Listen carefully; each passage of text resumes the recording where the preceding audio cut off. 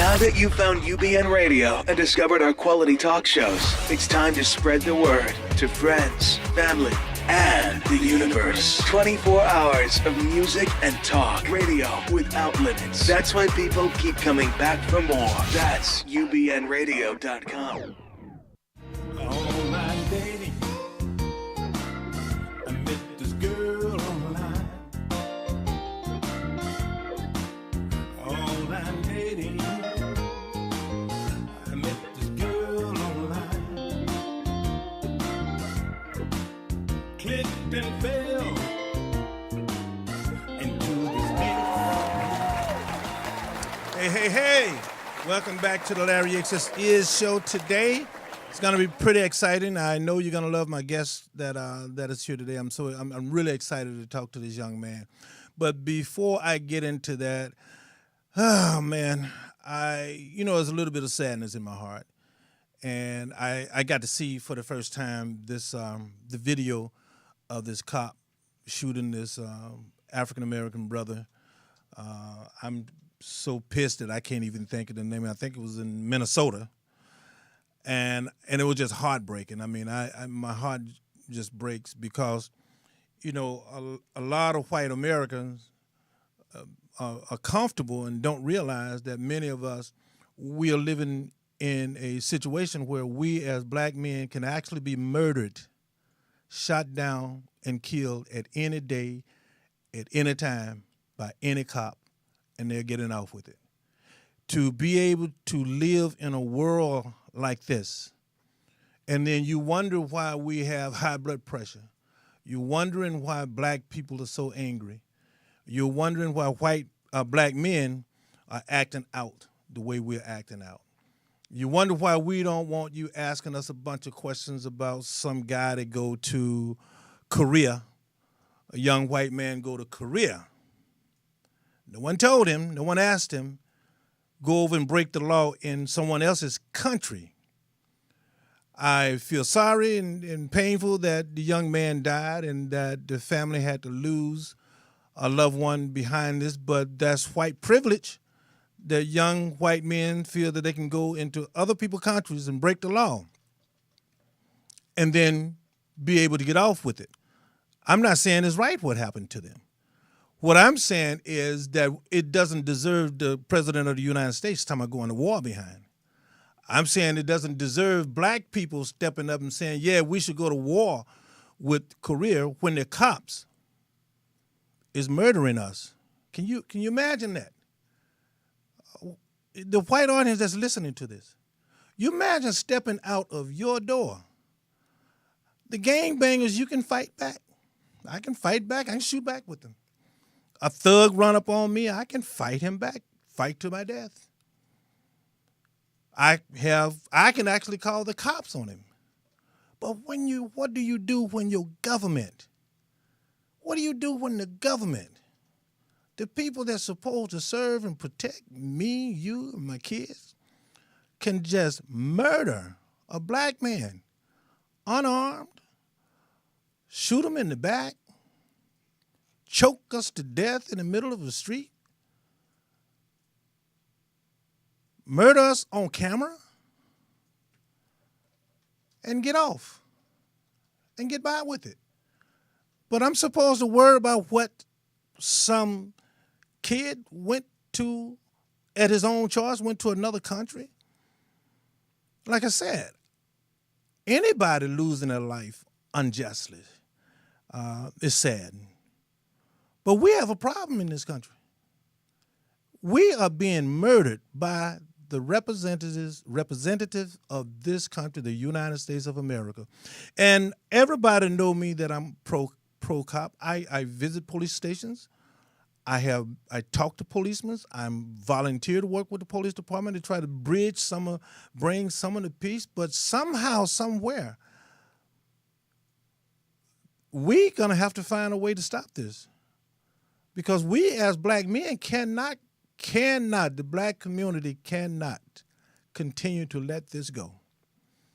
To be murdered down with a young baby in the back seat of the car, the young man did everything that the law told him to do.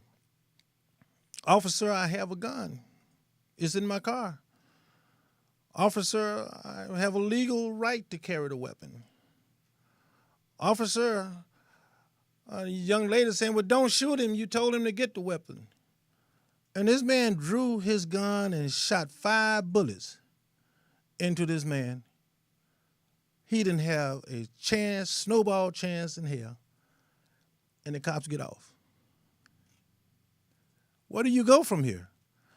And let me say this to my black audience, of black people. I'm getting a little bit, the one damn thing we got to stop doing. And I don't want to hear nobody writing me saying anything about black folks got to respect each other more. That don't have a damn thing to do with it. They've been killing us ever since slavery. They killed my father's generation, and nothing was done. And the generation before that, and nothing was done. They weren't gangbangers. They loved their communities. They was lynched and hanged. And some of the same people that lynched and hanged them and had crowds of 500 or more in little small towns, the whole brought out their families and children, women and children, to watch the illegal lynching and the murder of black men. And these same people went to the same church on Sundays together. They knew each other. The sheriff, the preacher, the perpetrator, they all knew each other. But guess what? They did nothing about it. So we got to figure out what are we going to do about it. And before you run around with a flag talking about Black Lives Matter, I love it, I get it, but guess what? Raise the damn flag saying Black dollars matter. Stop spending your fucking money. You keep your money in your pocket in your neighborhood, in your town, and watch how things change. But as long as you're running up into these stores and spending your money while these cops are blowing your brains out, they're not going to do a darn thing. And I'm going to close by with, I remember Hillary said something to the Black Lives Matter group, and they didn't like it. She said, if you think you're going to change the hearts of some of these people, then 20 to 30 years later, we'll still be here having the same conversation. You got to get out and vote, vote, vote, vote, and Black dollars matter. Watch where you spend your damn money. Stop pouring your money into these stores that you don't own. Stop pouring your money into these Walmarts and Kentucky Fried Chickens and all these places in your neighborhood. And you watch how they start to clean up some of this brutality, because then they will follow the dollar. You know, I really hated to start this thing off like this because we got a wonderful show, and we're going to find a way to calm old Uncle Larry down here in a minute. And then we're looking at, you're looking at how much these people, you look at the Republican, I got a Republican friend, how mad are you? Republicans, knowing that this Republican Party do not like you if you're poor, do not like you if you're broke, do not like you if you're uneducated, do not like you if you can't afford insurance. It doesn't matter whether you black, white, green, or yellow. If you're poor and you're out of work, you're elderly, the Republican Party is not for you, but you're fighting tooth and nail to keep these people in power. It's something very sick going on here. So I had to get this off my chest because I'm a little bit hurt.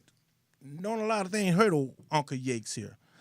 And what I'm going to do, guys, and I just thank you so much for supporting me. We're going to break the ice here a little bit. And once again, I say keep your eyes on Little D. I call him Donald Trump for the sake of this conversation. I don't call him Donald Trump no more. I don't call him President Trump. Little D. Little D is a liar. Very untrustworthy. Very crooked. This man is linked into mobs in New York, mobs in Chicago, mobs in Philadelphia, and mobs in Russia. He's up to his neck in corruption. And you are those of you out there that's continue to support him. Now you have sold your country to Russia. It's a done deal. You may as well put that Russian flag on the White House now. Think about that. And, you know, I thank you for listening to me babble a little bit. And so what I'm going to do, one of my favorite singers of all time, and I got permission to introduce her song for the first time on air, And this song, I'm sending it out to the family members, the community, anyone that have lost a loved one, police brutality, street gangs, or just through natural loss. I think this song is going to kind of touch your heart a little bit. This is "Missing You" by Denise Williams. This is her future. Jarvis, we ready for that? Here, let's listen to Denise Williams. This is gonna bring us around. I love this woman. Come on, let's go.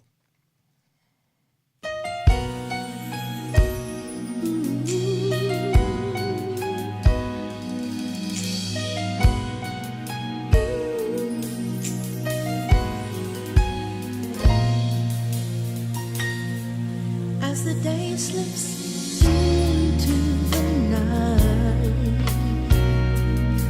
I know that I have to go on.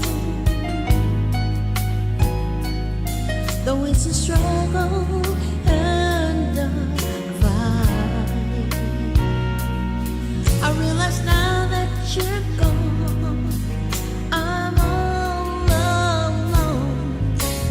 I'm missing you. I hear your laughter, I see your smile, but I can't fight the tears.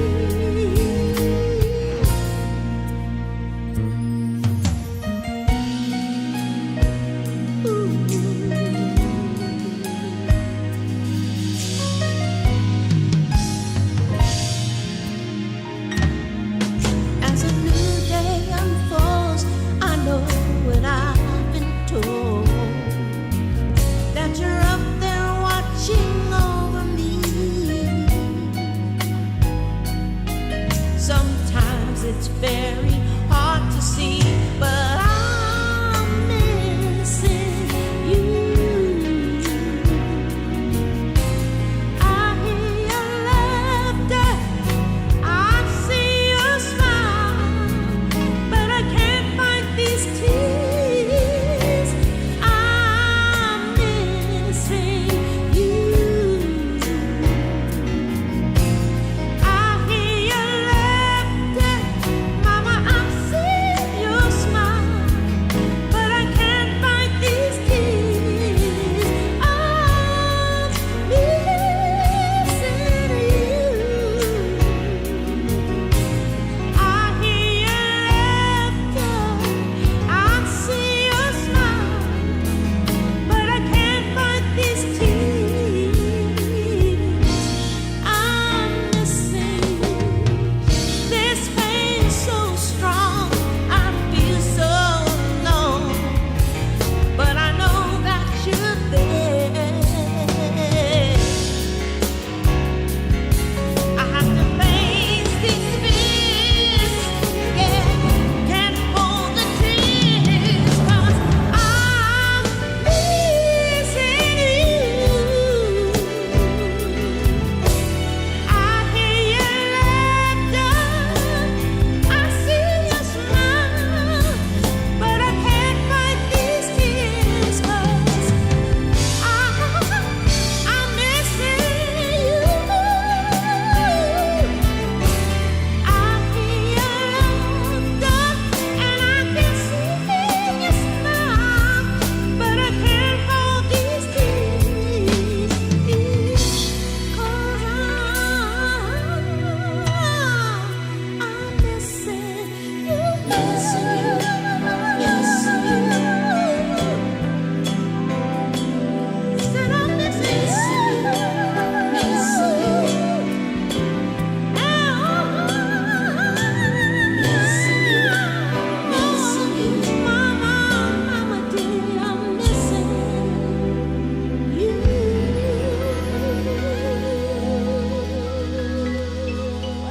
Wow.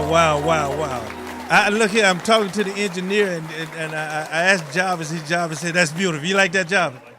That's beautiful. That's Denise Williams, everybody. See, I told you old Yates was starting out a little bit on the kind of bumpy side, but I knew I had a gift for you there. And that's Denise Williams. And yes, I got permission for Denise and her camp to do this song. So I had to play this, and it's just such an honor to be working with the song like this. And look here, I got really an exciting guest here today. And we talk about, I was talking to my brother, which is on the sheriff department in Mississippi. And he said that under the Trump administration, they're cutting mental health support from one of the main mental institutions down there, something like $90-something million in a little small town. So cutting back. Well, the young man that I'm going to introduce you here today is addressing the issue of mental health, and I really love the statement he and I made in the green room. And I said, well, Jeremy, well, what is the theme? And he said, mental health empowerment through comic books. Ladies and gentlemen, welcome my guest, Jeremy Lasman. Yep. See, Jeremy, thanks, man. Hi, nice to be here. You know, Jeremy, you have to work with me because I will mess up your name, man. It's such a pleasure being here with you today. Yeah. And tell us what about show the books. Hold those books up. There they are. You got to see these. You got to see these books. Mm-hmm. Yeah. And you wrote the story. I brought the concept to a writer, and the writer fleshed it out. So it's a team of 4. Okay. A collective vision of 4 people, and so I brought the concept, the big picture idea, and the writer world build and built all the characters, and yeah. How did you? What made you want to approach mental health through children books? Well, it's children, and it's mostly young adults is definitely our target. I mean, through comic books. I'm sorry, comic books. There's a difference. Yeah. The original kind of inspiration for me was I'm a very big picture dreamer with a lot of ideas and a lot of indecision in my past of not really knowing how to harness all of my creativity towards something and not really being able to start or finish anything that I had. Yeah. And so really it came down to this idea was so powerful that it had to, I had a lot of passion for the message behind it. I just didn't know how to execute. And so it became about finding the team of artists that were kind of saw the vision that I saw and then collaborating and bringing out the best of everyone. Tell us about that vision. What is that vision? The vision is, it started out as a new way of approaching superheroes while also providing entertainment that enriches people's intelligence and mental health state. So we think that there's enough mindless entertainment out there. There's a lot of entertainment. It's a saturated market. And we wanted to take a different approach, and we call it mindful entertainment.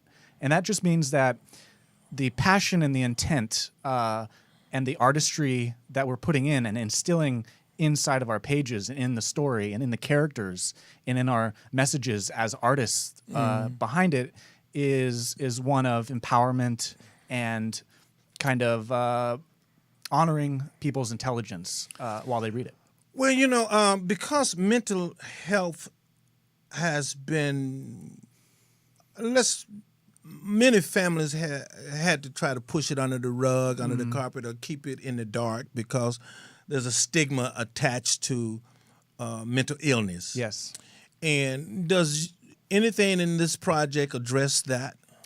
Yes, but not in a clinical way. Okay. Like we use art to cover that or to address it, as you said.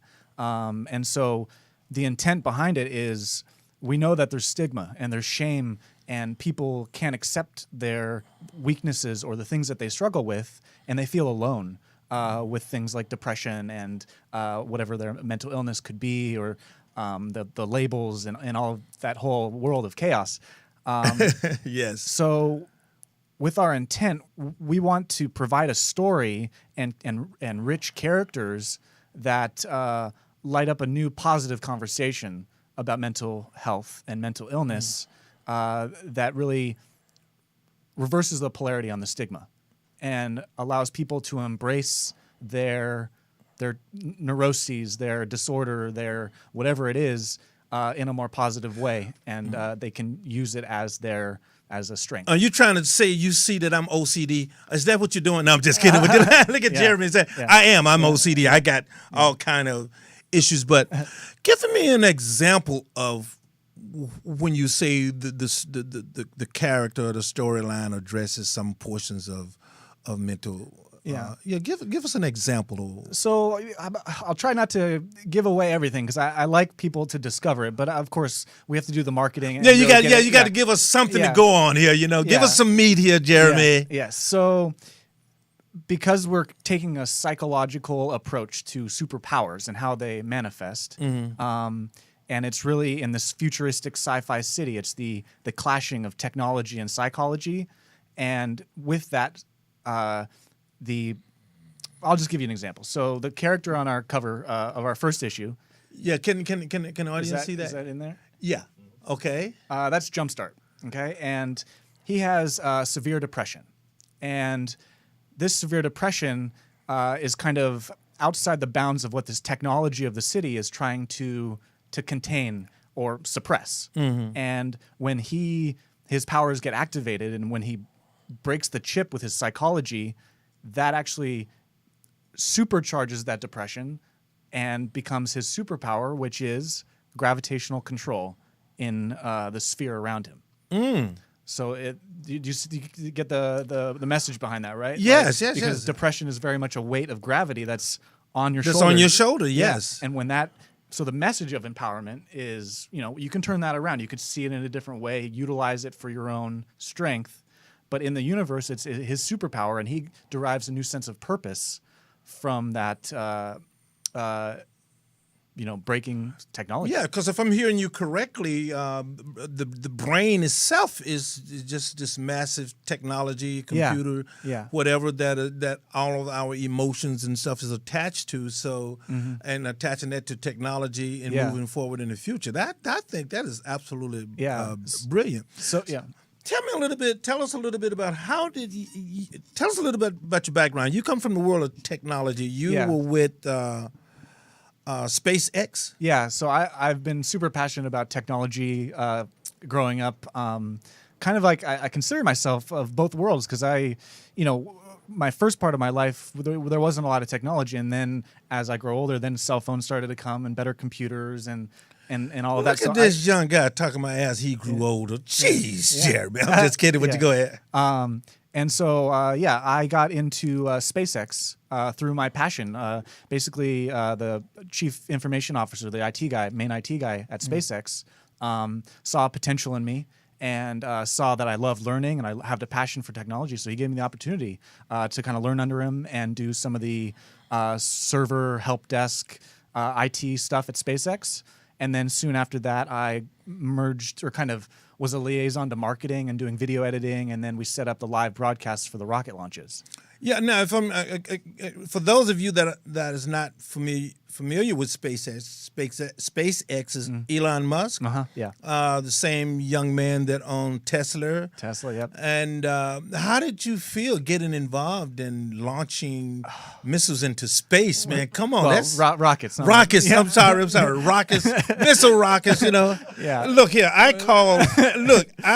think a Ferrari is a missile that just has steering wheel and brakes. Okay. Yeah. But go ahead. Rockets. It was an incredible energy. I was there when it was like a startup, and they hadn't had a success yet. They had launched. I think it was like 2 or 3 attempts that failed of their first rocket, and so being there for the first one that got to orbit and let the satellite out. And being with all of the people that put their heart and soul into building it. Like, I was just on the sidelines. I was in the IT department. Like, I wasn't the engineers building or on the floor. But you were in that energy, energy field, Yeah, and then I was doing what Jarvis is here doing with the live broadcast and switching cameras, and we had hosts, and it was a whole learning process because we didn't got a lot of budget for all this cool equipment, and so it was really figuring out and using the resources that we had to build a live broadcast, and then doing a success, and then getting to work with Elon personally one-on-one to do the first music video. So they were the first kind of rocket company. Well, they were the only rocket company to do like a music video of the launch. Oh, wow. To get people excited about space again. How did you like being in his orbit? He's an intense guy. Really? Yeah, he's an intense guy. Yeah, and I don't think I was even on his radar even when he was working on it with me. But it was. You just learn by osmosis and watching him. So give me an example of something that for young people that's dreaming and looking and being in the presence. See, you and I understand the value of being in the presence of greatness. And that doesn't mean that you and I are not great ourselves, but the mere fact is when you're around a mover, a shaker, and a doer like that, that's a lot of that. That's something that you'll be able to tell your great grandkids about. Exactly. So name me something you walked away from SpaceX with. Definitely the that focus and that drive. There's a sense of a drive that I saw in Elon and all of the employees that, no matter how long it took, if they had to work 16-hour days or whatever, they were going to get that thing done. And they were just mirroring Elon. Like I don't think he slept at all. Like he was answering emails at 3 a.m. and I think he's always working. But it's what I learned from it is that when it's passion, it doesn't really feel like work. Yeah. I like that. Yeah. So now I'm glad you said that now. So how did that passion, what was the bridge between that technical world, being in that environment, to mental health? What was your experience? Did you have some experiences that you would like to share or not? You don't have to, but if there's some experience about mental challenges that you would like to. Yeah, so I'm a pretty neurotic guy. I've had my share of anxieties growing up. My parents got divorced when I was 8. Like we all have our traumas and kind of low points in our life and places where we don't necessarily feel empowered. So I've definitely been through my fair share of that, and definitely being so sensitive and empathic. I can see myself in the ADHD, in the OCD. Like I kind of look at it like I have part-time OCD. Sometimes things need to be in order, and then sometimes I'm just in disarray, and I could care less about how I tell you something very serendipitous about this. Okay. It's like I'm OCD. I wash my hand all the time. Like I left my hand sanitizer in the car, and I'm going nuts. And I'm sitting here, and everybody that know me know that I'm a hand sanitizer fanatic. And then everybody said, "Well, the doctor said this is not good." Okay, I'm sorry. I'm still OCD. Yeah. But what's so serendipitous about the conversation now is that I'm in a program of life coaching for ADHD. Okay. ADHD for young children, teens, or parents with ADHD children, or grandparents with ADHD children. So I'm in a program now, and because I'm a life coach, go to my website and go to my Facebook and hit old Larry Yates up for some life coaching. We'll talk about that on the next show. But you do some coaching yourself. So part of that serendipity, I think, is it's awesome too, because on our second issue, like the 2 characters that we introduced in our second issue, it's the thematic of mental illness in this issue are the 2 characters is ADHD versus OCD. Get out of here. Yeah. So this character has OCD, and her name is Iris. And the other character is Prism, and she has ADHD. And they used to have a relationship. They're both female. And we see them in issue 2 kind of like bring up that drama as there's a lot of chaos happening on a big train. I'm so loving this conversation with you. And I'm only in I think it's about the 4th week of this particular. I just finished a health and wellness coaching process and getting into the ADHD. I'm just learning so much about human beings, and we all have so many challenges. And I think you made a very good point about trauma. And I think so much of it is attached to trauma. So when you see a parent or some person working with someone with ADHD, is there anything that you would say to them from your experience? Yeah, I guess it's that their minds just work in a different way that we don't quite understand yet. And and once that can be unlocked and they can actually express themselves at their full capacity, I think we'll see that it's not as much of a hindrance as we think it is, because I think when we try to look at it like they should be a certain way, they should act a certain way, and we're trying to like pigeonhole them into a box, that's when the trauma of their struggle becomes more apparent. But I think once they themselves or the parents can see that, maybe there's just a different language that they're speaking that I don't understand, and they just need to express it and feel listened to, that they can be more empowered with seeing how that mental struggle and challenge is actually a superpower. And their way of processing. And so you and I got to stay in contact, because working with language, and one of the things that our teachers teach us about the language with ADHD kids versus kids that's without ADHD. Well, two things. Number one, you said boxing them in. That's exactly true, as we begin to understand that if you take two 13-year-old kids and one is ADHD, the one is not, then it's not fair to box the one that has ADHD into the same category as the one that doesn't have. That doesn't mean that the one with ADHD is any less intelligent.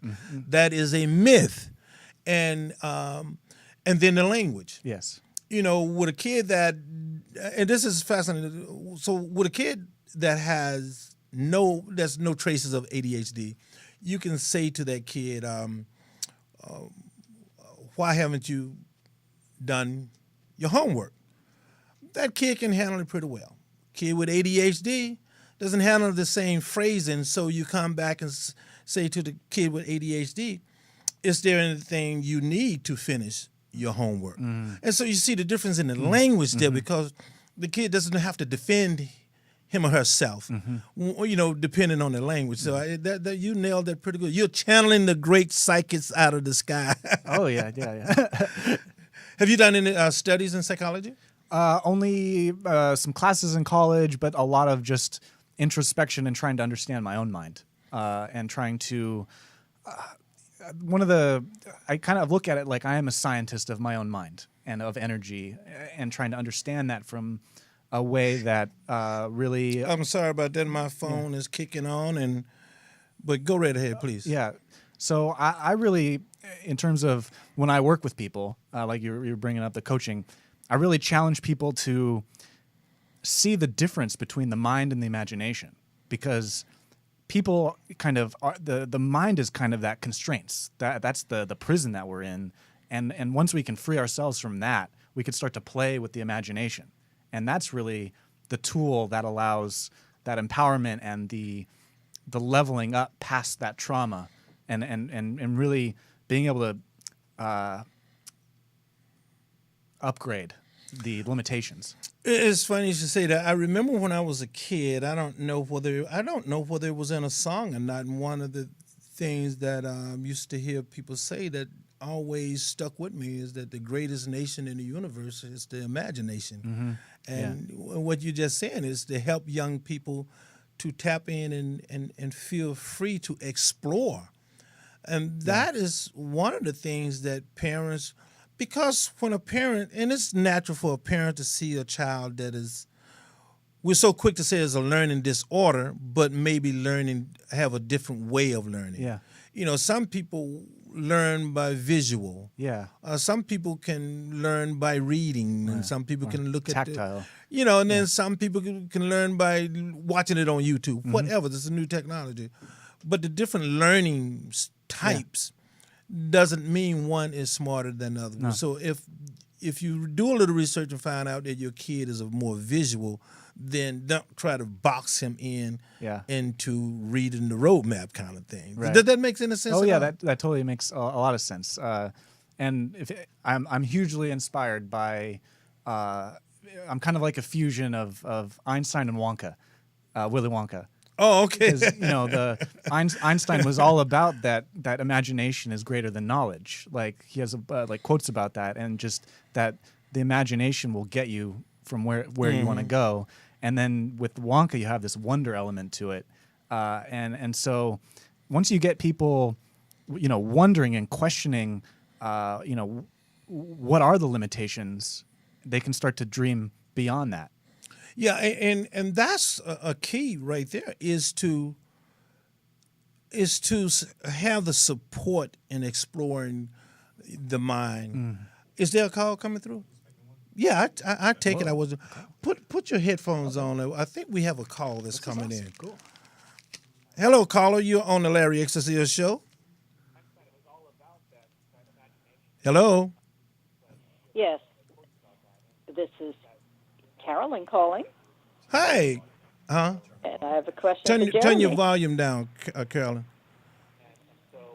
Oh. Hi, Carolyn. Hello. Yes, you're on air. Wonderful. I am calling. I'm trying to turn my volume off. But I'm calling really to say you're doing a great show. And I may have missed this portion, but I wanted to find out more about your dramatic shift from SpaceX to the world of what you're doing now. Yeah. So that was really like feeling and like... I'll take the answer on the air. Sure. So that was really me feeling like I felt like I had this potential and creativity and passion that was really suppressed. And I really didn't feel like I was allowed to fully kind of use my creative powers, and never really felt like people saw me. And so I felt like I had these faculties that were dying to be expressed. Mm-hmm. And so it was a big leap for me to, go from SpaceX to taking the risk on starting my company. Oh wow! Yeah, and that's the leap. Was I think she hung up, right? But I think that was a great question. Thanks, Carolyn, for that question, because in some sense that you were in a wonderful learning environment, but you still wanted to be able to spread your wings and fly yourself. Yeah. So, and how do you feel now stepping out there in what you call not? I don't want to use a religious term. I don't mean it's in a religion term when I say faith, but how do you feel stepping out there with that kind of faith? Yeah, it's had its ups and downs. It's had its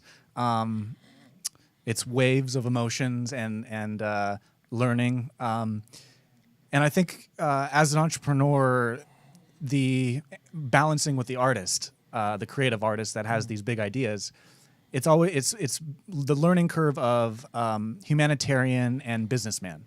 I don't want to say that it's a regret. I mean, maybe mistakes from a certain light is that we didn't do enough marketing over the last almost 2 years that we've been making in the first 3 issues. Mm-hmm. And so we're finally playing catch up on doing our marketing and stuff.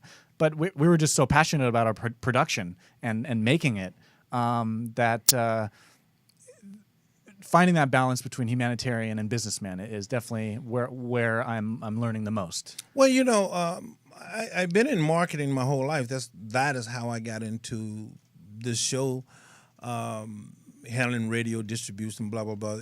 Everybody that knows me know that I've been in the marketing end of things for years.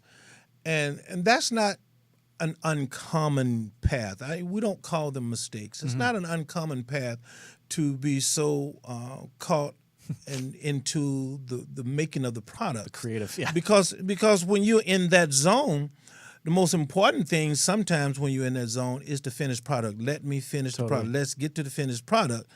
And the marketing kind of is pushed back, and it comes on later on. Yeah. And so that's kind of common for entrepreneur. And we used to say it, the guys that trained me in the marketing, promotion, records and stuff, and they said, Larry, there's 2 times that most people market their product or there's advertise. I said, well, when is that? He said, on opening day and then the day they close. And then I come to find out everybody that was opening little restaurants and little stores, and they'll do this grand opening advertisement. And the next time you hear them advertising is that it's going out of business sale. Yeah. And as long as you stay away from that, you're on the right path. And I guess to really answer your question more clearly, the whole approach of kind of the unconventional way at which I approach my business was of that faith-based kind of like things will take care of themselves. Yeah.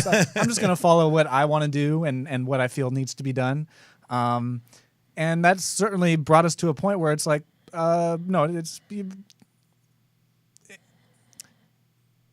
it's a tough, it's a tough road to be on.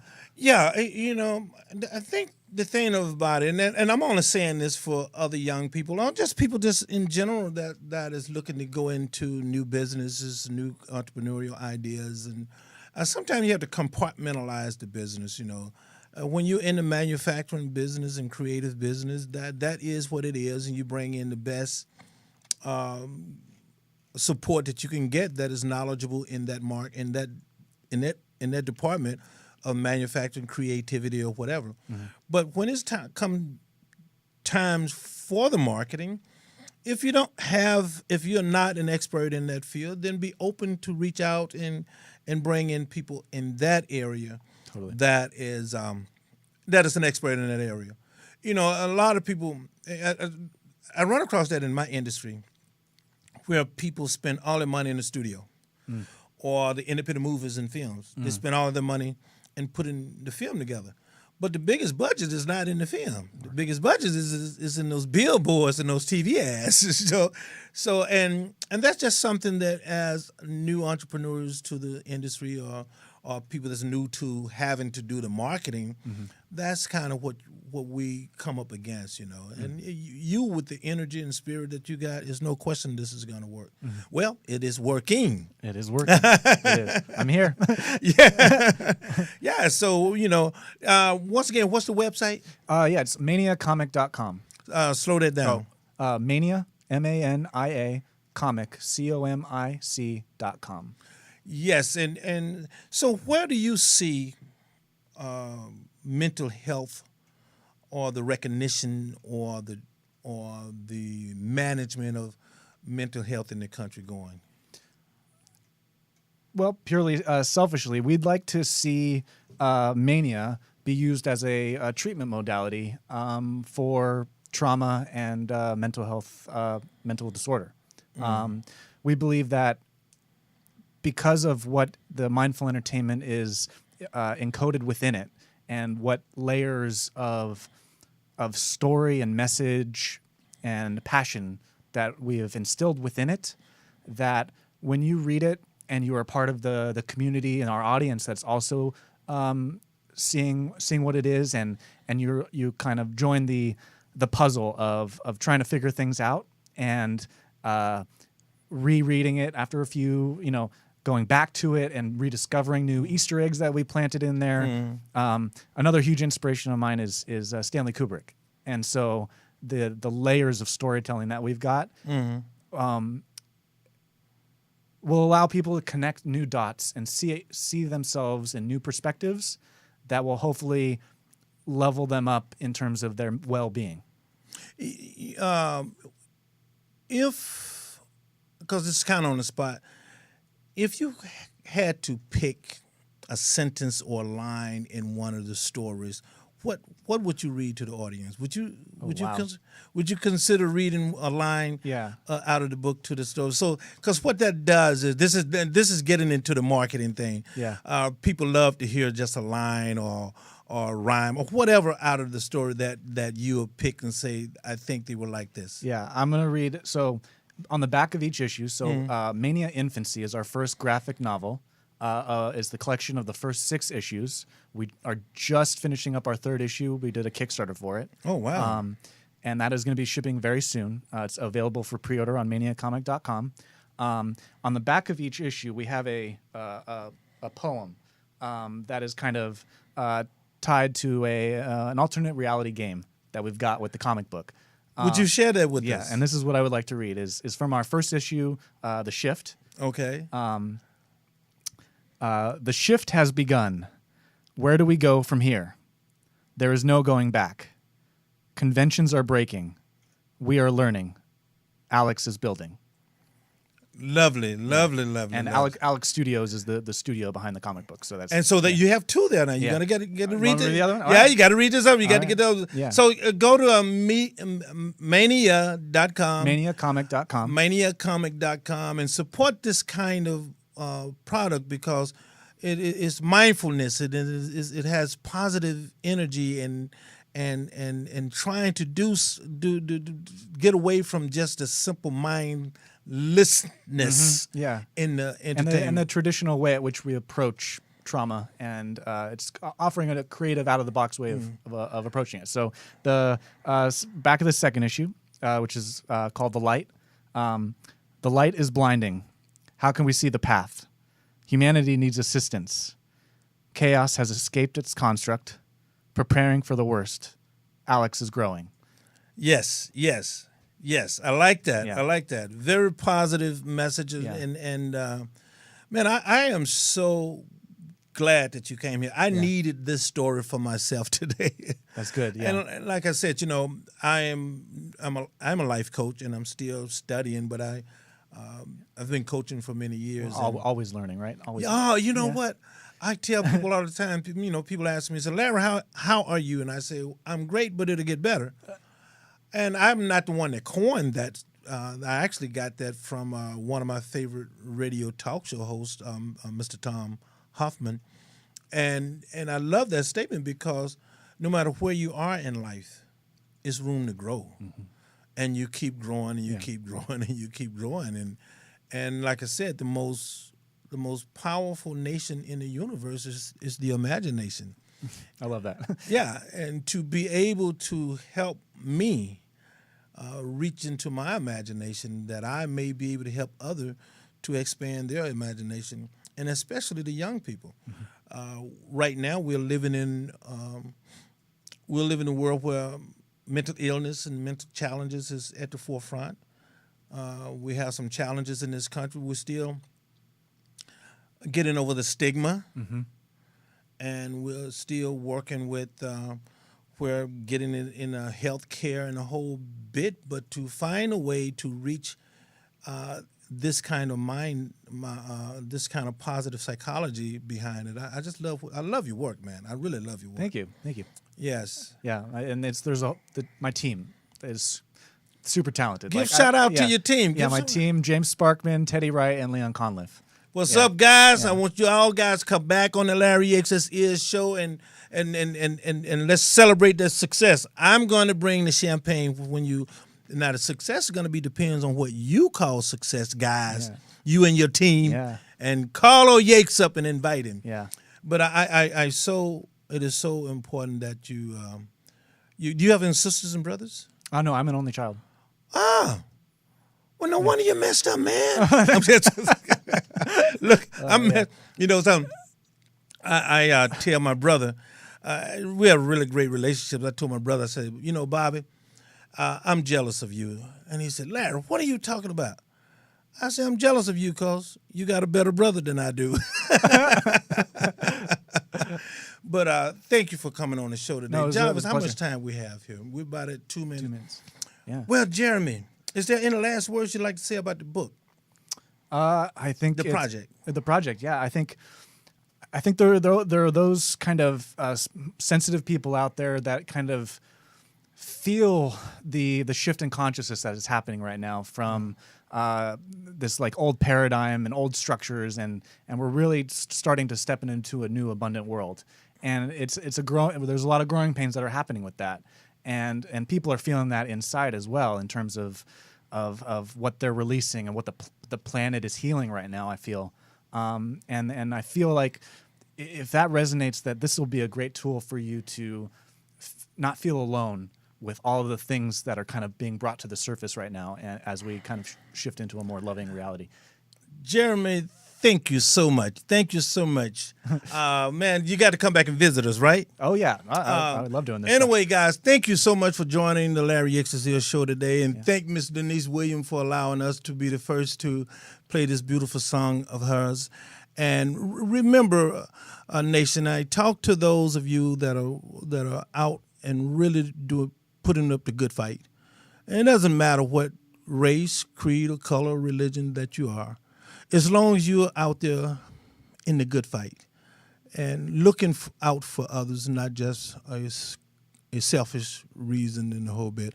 I started to show off a little bit of sad today, but listening to Jeremy, you just reminded me something about there is a consciousness awareness that is happening on the planet. Although it's a little shaky out there, the Earth is finding its way. We as human beings, we are finding our way. And it's very important for us to shine a light on that. That is not right. That is wrong. That is inhumane to others. But what we can do is all look deep inside of our bodies, our spirit, our souls, and see what can we do for others. Remember, a nation can rise no higher than it elevates its woman. This is Larry Yates. I'll see you guys next week.